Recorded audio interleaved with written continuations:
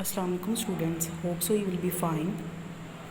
Now we will revise the last topic of this chapter, that is keeping healthy.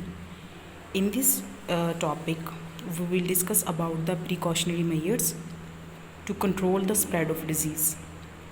The first is ventilation. Ventilate the house well to allow fresh air to circulate, because ventilation can reduce the risk of airborne infections. Basically, the infections that are caused by airborne pathogens can be reduced by ventilation.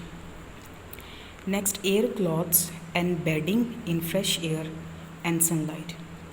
It means dry your clothes into sunlight, bright sunlight, to kill germs and to take a sun bath in fresh air to keep healthy. Keep water and food well covered and clean, because we know uncovered food and water are attractive places for germs to breed and the food becomes poison for the human health. Boil milk to kill the germs it contains, or also pasteurize the milk to kill the germs. It is the best method to preserve the milk from any microorganism. Keep the surroundings clean by using disinfectants. What are disinfectants? Basically, disinfectants are chemicals that preventing from infection by inhibiting the growth or action of microorganisms.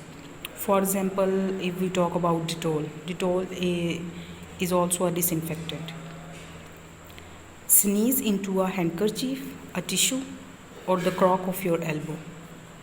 Crock means crock basically is a curve or bend in the arm at elbow. If you are sick, do not share your personal things, especially your brush or nail cutter. Get ourselves vaccinated. It means taking a vaccine as a precaution against a disease before becoming infected. Now we will discuss the question that is related to this topic. Exercise question number 7, part 5. How can we stop diseases from spreading? The whole topic